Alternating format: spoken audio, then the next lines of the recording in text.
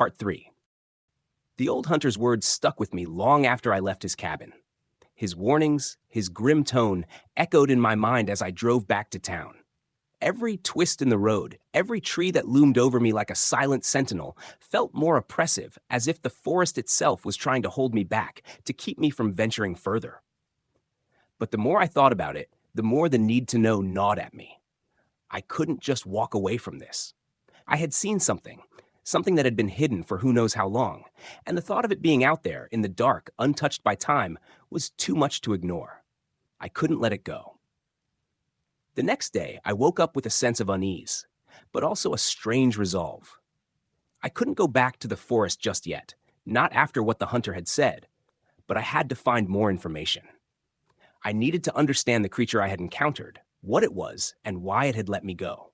There had to be more clues out there. I started by digging into old records, anything I could find about the area, about strange occurrences or mysterious disappearances. My research didn't turn up much, but it did lead me to one name, Dr. Eleanor Moore. Dr. Moore was a researcher who had spent years studying strange phenomena in the region, particularly involving unexplained animal sightings and cryptid reports. Her work was a mix of folklore, scientific inquiry, and a healthy dose of skepticism. According to what I read, she had left the area abruptly several years ago after a particularly strange encounter in the woods. That's when I knew I had to find her. I managed to track down her number, and after a few days of trying to get in touch, she finally agreed to meet with me. We met at a small diner on the outskirts of town. Dr. Moore was a woman in her mid-40s with sharp eyes and a quiet intensity about her. When she sat down across from me, she didn't waste time with pleasantries. She took one look at me and said, "You've seen it, haven't you?" I was taken aback. "What do you mean?" "The creature," she said, her voice low. "You've seen the thing that lives in those woods." My pulse quickened. "How do you know?" She looked at me carefully. "Because I've seen it too, and I've spent years researching it, trying to understand it. I've heard the stories, talked to people who've had similar experiences. It's real." I felt a weight lift off my chest. I wasn't crazy. I wasn't alone in this. "What is it?" I asked. Dr. Moore leaned in, her voice barely above a whisper. "It's not just one thing. There are others, more of them, but the one you saw, that's the most dangerous. The Watcher, like they call it. It's ancient, older than the land itself. Some say it's a guardian, others say it's something far darker. The truth is, we don't know. But I've come close to finding out. I've made mistakes trying to understand it." Her eyes darkened, and she glanced around nervously before continuing. "Whatever it is, it doesn't like to be observed. It doesn't like people poking around. And it's more than capable of defending itself, of scaring people off, or worse." I couldn't hold back any longer. "What happens if it attacks? Why hasn't it attacked me?" Dr. Moore hesitated before answering. "I think it's been watching you for a while, maybe longer than you realize. It doesn't attack immediately. It's patient. It's always watching, waiting. If it feels threatened or if it believes you're a danger to its territory, then it will act. But you're not its primary concern. It's protecting something in the woods. And if you keep pressing, if you keep searching for answers, it will come for you. It's a predator, but it doesn't kill just for food." My mind raced with her words. "What's it protecting?" She shook her head slowly. "I don't know. I thought I did once. But I made a mistake. I went too far into the woods, too close to where it lives. I don't even know what I saw that day, but I know it wasn't anything human. I've been trying to get away from it ever since." Her voice faltered for the first time. "Listen to me. You don't want to know more. You don't want to see it again. It will lead you deeper and deeper into the forest, and eventually you won't come back. No one has ever gone out there and returned unchanged. Some of them, they never return at all." I swallowed hard. The hunter's warning echoed in my mind, but it didn't matter. Something inside me refused to let go. "I have to find out what it is," I said, my voice barely audible. "I have to know." Dr. Moore stared at me, her eyes filled with a mix of pity and fear. "Then you've already made your choice, but I can't help you. No one can. Once you go looking, there's no turning back." I stood up, a feeling of dread settling in my stomach. "I have to try." Dr. Moore watched me go, her expression unreadable. But I could see the sadness in her eyes. She knew what was coming, and deep down, I knew it too. But I couldn't stop, not now. The decision was made. Despite Dr. Moore's warning, despite the fear gnawing at me, I couldn't turn back now. I was already too deep into this, too obsessed with understanding what I had seen. I had to know what was lurking in those woods, what was hiding just out of sight. The next morning, I packed my gear. I didn't tell anyone where I was going. Jim hadn't been answering my calls, and I couldn't bring myself to explain this to him anyway. This was something I had to do alone, or at least that's what I told myself. I drove out to the logging camp once again, though this time I wasn't coming to leave. I had a different purpose in mind. The woods stretched out before me like a vast, dark ocean, and I was about to dive headfirst into its depths. I had heard of others who had ventured into these woods, some of them never returning, others coming back with stories they could barely speak of. But I wasn't like them. I wasn't going to let fear control me. I had come too far to back out now. The air grew heavier as I made my way into the forest, the silence pressing down on me. The trees seemed to close in around me, the shadows growing longer as the sun dipped lower in the sky. Every crack of a branch, every rustle in the leaves made me freeze. But it was nothing. Or maybe it was. I told myself I was just being paranoid, that I had heard nothing out of the ordinary. But deep down, I knew something was wrong. The further I walked, the more the forest seemed to change. The landscape grew darker, more oppressive, as if the very earth itself was holding its breath. I checked my map constantly, but the lines seemed to blur the further I went. There was something here.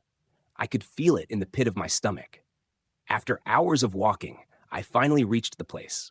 It was an area I'd passed by before, near the clearing where I had first seen the creature. The trees here were twisted and bent, their branches reaching out like gnarled fingers. The air was thick with an unnatural stillness. There was no sound, not a bird, not a squirrel, not even the wind moving through the leaves. I stopped, my breath catching in my throat. This was the place, and then I saw it. At first, it was just a shadow at the edge of my vision, something moving in the corner of my eye. I turned quickly, but nothing was there. Just the stillness, the oppressive silence. I waited, my heart hammering in my chest. Then, there it was again. A figure, tall, covered in dark fur, its face obscured by the shadows. But it wasn't moving. It was watching me. I took a step forward, my hands shaking. The figure didn't flinch, didn't run. It just stood there, its presence like a heavy weight in the air. It was the Watcher. I didn't know what to do. I should have turned back, should have left the woods right then and there. But something inside me urged me to stay, to get closer. I was no longer afraid in the way I thought I should be. There was no primal panic, no desire to run. It was almost like I was drawn to it, to the mystery of what lay beyond the figure. Slowly, carefully, I moved toward it, my footsteps silent on the forest floor. As I got closer, the figure didn't move, didn't acknowledge me in any way. It just stood there, still and silent, like a guardian of some ancient secret. I was close now, so close that I could see its eyes, dark, deep, and unblinking. They were filled with something ancient, something that seemed to understand far more than I did. I stood frozen, unsure what to do. I didn't know if I should speak, if it even could understand me. But I couldn't help myself. "What are you?" I whispered, barely daring to breathe. The Watcher didn't respond. It simply remained still, its gaze locked on mine. I could feel its presence in my chest like it was inside me, studying me. A strange sense of calm washed over me as I stood there. There was no hostility in its eyes, no aggression, no malice. It was like it was merely observing me, as if it was waiting for something. I waited too. Minutes passed, but the creature never moved. It never made a sound. It simply stood there, watching. There was something unsettling about how it didn't react, how it didn't seem threatened by my presence. It wasn't afraid, and it certainly wasn't going to attack. I slowly took a step back, still keeping my eyes on it. As I moved, I expected it to follow, to lunge, or to make some sudden move, but nothing happened. The Watcher remained where it stood, its dark form blending into the shadows of the trees. I didn't know what to do anymore. There were no answers to be found, no sign of it being anything other than a strange, unexplainable figure in the woods. The more I stood there, the more I felt the overwhelming weight of its gaze. It was a feeling I couldn't describe, almost like it knew something I didn't. Or maybe it had always known, and I was the one who had been blind. Without another word, I turned and left. The creature didn't try to stop me. It didn't even move. The silence in the forest was deafening as I made my way back. The air felt different now, heavier, as though the encounter had shifted something in the very atmosphere. It was as if the woods had swallowed the memory of the creature, leaving me with nothing but the aftertaste of its presence. I don't know what I saw that day, but I know this much. It was real. And the watcher, whatever it was, is still out there, waiting in the depths of the forest. And I don't think I'll ever understand what it wants. I couldn't shake the image of the watcher. It haunted me in the days that followed. Every time I closed my eyes, I saw those dark, unblinking eyes staring at me from the shadows. It was as if the encounter had imprinted itself onto my very soul, leaving an indelible mark that I couldn't erase. Back at the hotel, I couldn't sleep. The weight of what I had seen was too much. I kept replaying the moment over and over in my head, trying to understand it, trying to make sense of it. But the more I thought about it, the less I understood. I hadn't told anyone about what I saw. Not Jim, not Dr. Moore. There was no way I could explain it without sounding insane. I could already hear the laughter, the dismissive tones. "You've been out there too long, buddy. You've lost your mind." But I hadn't. I knew what I saw. I wasn't crazy. The watcher was real.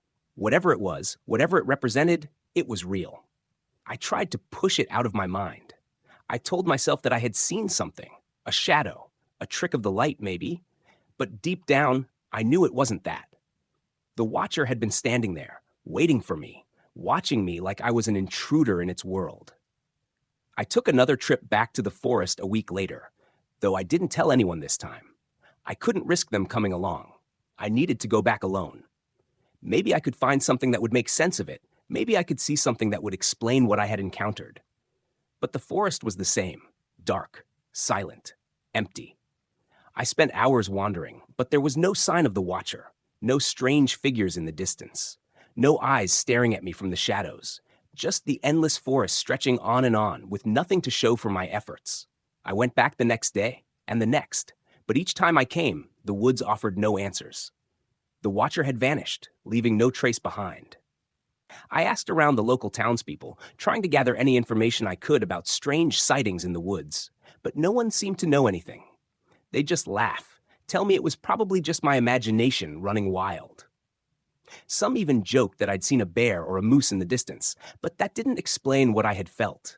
It wasn't just a sighting, it was an experience. It was something that had been more.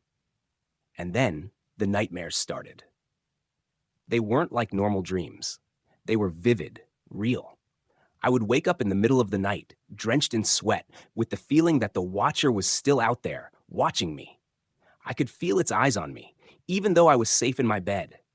The silence would fill my room, and I would hear its heavy breathing in the corners of my mind. Each time I would jump awake, my heart racing, but there was nothing there. No creature, just the emptiness of the room. But the fear stayed with me long after I woke. I began avoiding the woods. The mere thought of stepping foot in that forest again was enough to make my stomach turn. I had seen what was there, and I didn't need to see it again. But something kept pulling me back. The unanswered questions, the need for closure.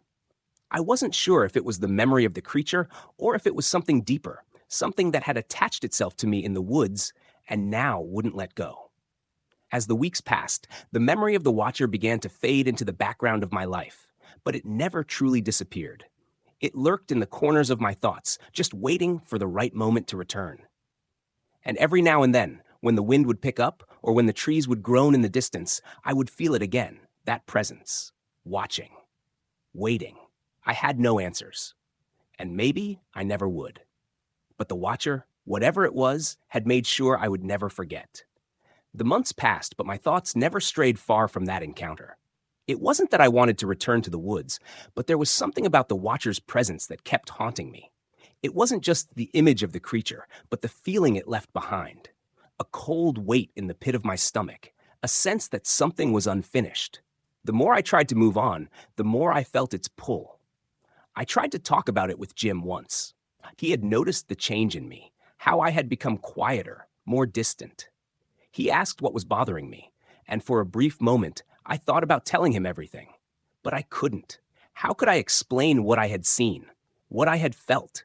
There was no way to make him understand without sounding completely insane. "Come on, man," Jim had said, his usual easy smile replaced by a more concerned expression. "You've been back here for weeks now. If something's eating at you, you've got to talk about it. Otherwise, it'll keep messing with your head." I just shrugged it off. "I'm fine. Just needed a little time to process, that's all." But I wasn't fine. And I wasn't processing anything.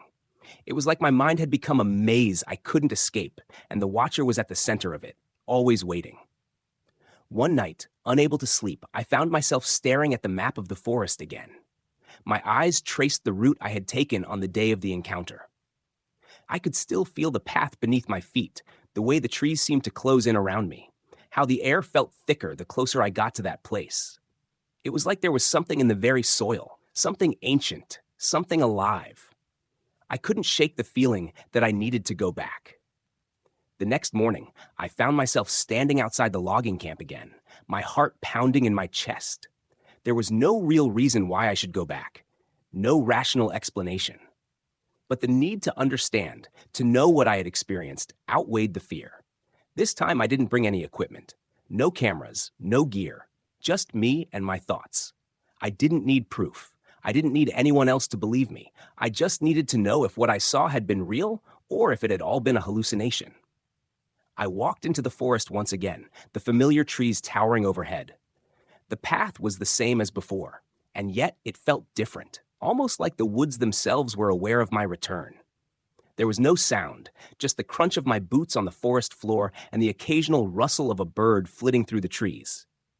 The further I walked, the more the air seemed to change.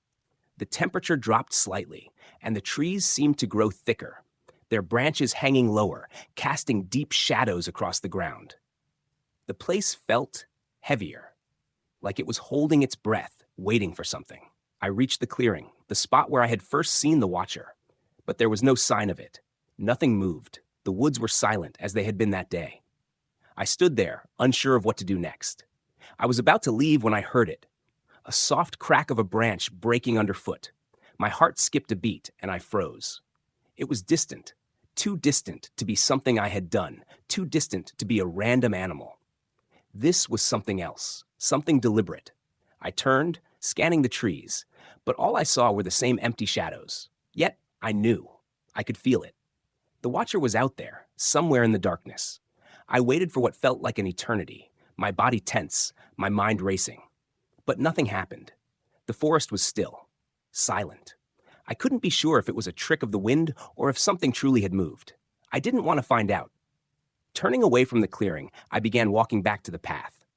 But the feeling that something was watching me didn't dissipate. It followed me all the way back to the logging camp, and even as I stepped into my car and drove away, I couldn't shake it. I kept telling myself that it was just my mind playing tricks on me, that I was imagining things. But deep down, I knew that wasn't true. The Watcher was still there, still waiting, still a presence in the woods that I couldn't escape. And it wasn't done with me. The days following my return from the forest were filled with restlessness. I couldn't shake the image of the creature, the towering figure with glowing eyes. The Watcher. It wasn't a hallucination. I knew what I had seen, and I wasn't the only one. Jim had seen it too. We had all seen something out there in the woods. And yet, the more I tried to talk about it, the more people seemed to brush it off, as if it was just another strange story, another wild encounter to chalk up to the mysteries of the forest. But it wasn't just a story. It wasn't something that could be so easily dismissed. I couldn't stop thinking about the night in the clearing, the way the trees had whispered around us, the way the ground had trembled beneath our feet as if the forest itself was alive, reacting to our presence. Something was out there, something real. I went back to the forum. The place I had first shared my encounter. Maybe someone there had more answers, or maybe someone would have the courage to share their own experience. I had seen the posts from others, people who claimed to have crossed paths with Bigfoot, people who talked about strange lights and unexplainable sounds. It all seemed so distant when I first read it, as though it happened in some far-off corner of the world. But now, it felt different. I had seen it. I had felt it. I logged in and began typing. It wasn't like before, when I was unsure of how to put my thoughts into words. This time, it poured out of me. I had to share everything: the creature, the forest, the feeling of being watched. "I'm planning another trip," I wrote. "I don't know what I saw, but I know it wasn't just a bear or some other animal. I know what I felt, and I know what we all saw. Jim saw it. The rest of the group saw it too. There's something out there, something big, and I need to understand what it is. I'll be heading back soon, maybe in a week or so. If anyone has advice or if anyone has seen something like this before, I need to know. I'm not going out there blindly this time. I'm bringing more gear, more cameras, but I'll go alone if I have to." I hesitated before hitting send. There was so much more I wanted to say. The woods had changed after that night. They felt different now, heavier, darker, but I couldn't find the words to explain it. Instead, I kept it simple, focusing on the creature, the watcher, whatever it was, whoever it was. I posted the message and sat back, waiting. I didn't expect any immediate replies, but I hoped someone would take me seriously. The forest was not a place for amateurs. We had all heard the stories, but what we experienced was beyond anything anyone had ever told us. It was something primal, something ancient, and I had to go back. That night, I couldn't sleep. Every time I closed my eyes, I saw the watcher's eyes, glowing, watching me from the darkness. The forest had a way of getting into your mind, twisting your thoughts. I found myself pacing the room, thinking about what I'd said in my post. Was I being reckless? Should I really go back into that place alone? The answer, however, was clear. I had to. I had to understand what it was, what it meant. Jim had seen it. We had all seen something, something far beyond any logical explanation. It couldn't just be a bear or a trick of the light. No, we had seen something real. The next day, I checked the forum again. Still no responses. But the more I thought about it, the more I realized something. My post had been almost like a cry for help, a signal to anyone who might know more about what I had encountered. But I wasn't sure anyone else would know. We hadn't encountered anything like this before. Bigfoot? Maybe, but this was different. This was something older, something more sinister. Hours passed, and still nothing. I found myself staring at the screen, my fingers hovering over the keys, wondering if I had said too much or if it was just that no one had seen what we had seen. I couldn't wait forever. I made the decision to head back to the forest, whether anyone responded or not. I wasn't going to sit at home, but haunted by this thing. I was going to face it, confront it, and get the answers I needed. But just as I started to gather my things for the trip, something strange happened. My phone buzzed. A notification. I opened it, expecting it to be a response from the forum. But no, it wasn't a reply to my post. It was a message. The name on the message was unfamiliar. The message itself was simple. Don't go back. I blinked, confused. I opened the message, expecting some kind of explanation. But there was nothing else, just those words. I looked at the sender's profile. No one I knew. The account was new, created just that day. I felt a chill run down my spine. Who was this person? How did they know what I was planning? I sat there for a while, staring at the message, unable to figure out what it meant. The hairs on the back of my neck stood up. There was something eerie about it, something that didn't sit right. But despite the warning, despite the unease gnawing at me, I couldn't back down now. I had to know. I had to face the truth. I replied to the message, but the screen went blank before I could type anything. It was as if my response was never sent. For the rest of the evening, I couldn't shake the feeling that someone or something was watching me. The watcher was out there, and it wasn't going to let me forget what I had seen. The next day, I went online again, hoping to find something more, something that would explain it all. But when I opened my profile, I noticed something strange. My last post was gone, completely erased. The forum was silent, no replies, no messages, just my empty profile staring back at me. I tried to log back in, but the website wouldn't load. It was as if it had disappeared entirely. The feeling of unease crept over me again, deeper this time. I knew then that I had made a mistake. Something was wrong, something I couldn't explain, something bigger than me was at play. And after that, I stopped. I never logged back into the forum. I never went back to the woods. And I never posted again. After everything that had happened, I couldn't bring myself to go back into the forest.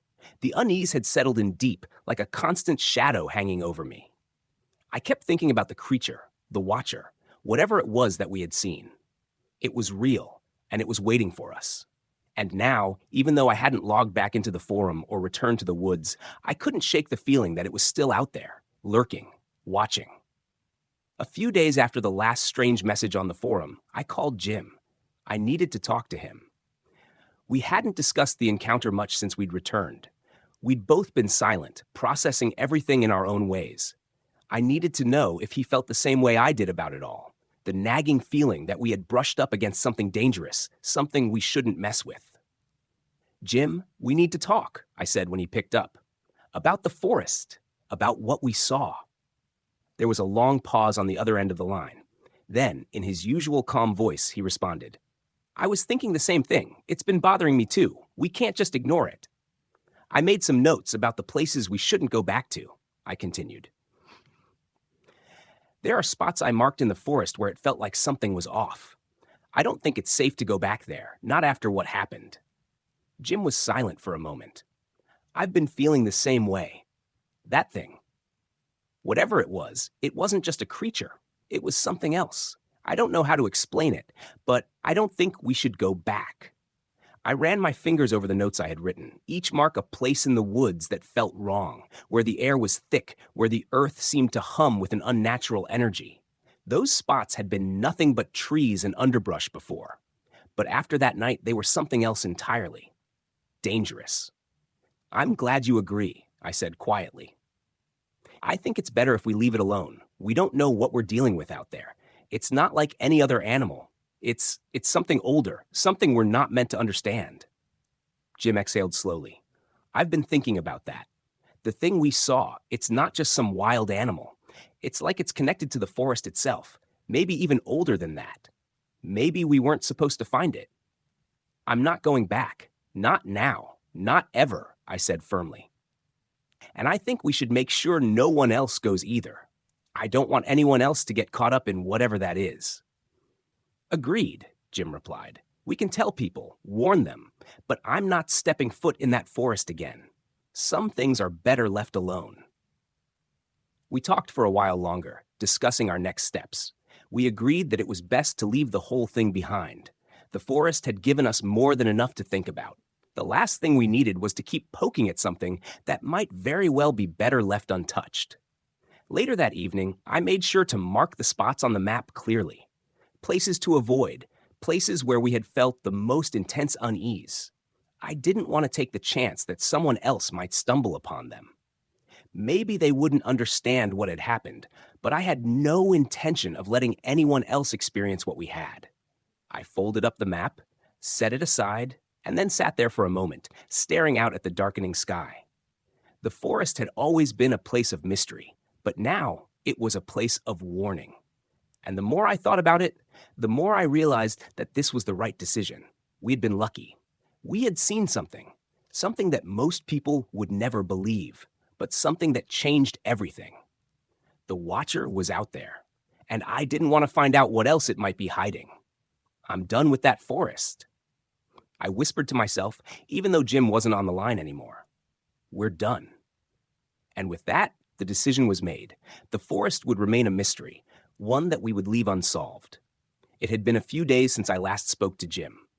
Life seemed to be settling back into its normal rhythm, and the weight of the forest encounter had started to fade into the background, though it never quite left my mind. There were moments when I'd catch myself staring into the woods, wondering if I'd made the right decision. But deep down, I knew I had. We had seen something out there, something dangerous, something not meant to be found. Then, late one evening, my phone buzzed. I picked it up, expecting it to be a message from a friend or a notification about something mundane. But when I saw the name on the screen, my heart skipped a beat. It was from John Baker, the guy I'd been talking to on the forum before everything had gone down. The message was short, but it hit me like a ton of bricks. "You're a lucky one. You made the right choice leaving that forest behind. Another group has disappeared there." I stared at the screen for a long time, my fingers frozen over the keys. John's words echoed in my mind. Another group has disappeared there. It felt surreal. In the back of my mind, I had always known that there were dangers in that forest. I had felt it, Every step, every whispered sound, every unsettling feeling that something was waiting for us. But to hear that another group had vanished, that was more than I could comprehend. I quickly typed back a response. I needed more details. What happened? Who were they? What exactly had happened to them? But as soon as I hit send, the screen went blank. I stared at the phone, confused. The message was gone. My reply had disappeared. I checked my messages again, but the conversation was wiped clean. There was no trace of John's text, no trace of the group he had mentioned, just the eerie silence of my phone. I felt a cold chill creep up my spine. My first instinct was to call Jim, to warn him, to make sure he knew about this. But I couldn't bring myself to do it. Something inside me told me that, at this point, we had already made our choice. We had already decided to stay away from the forest. And no matter how many disappearances there were, we would not be drawn back in. I put my phone down, feeling a sense of finality wash over me. That was the last message I would ever receive about the forest, about the creature, about anything related to that place. It was as if the forest had whispered one last warning, telling me to stay away, to never look back. And so I wouldn't. I had made my decision. The forest, the watcher, the mystery, it was all behind me now, and I was determined to keep it that way. The end. Subscribe to the channel if you want more stories.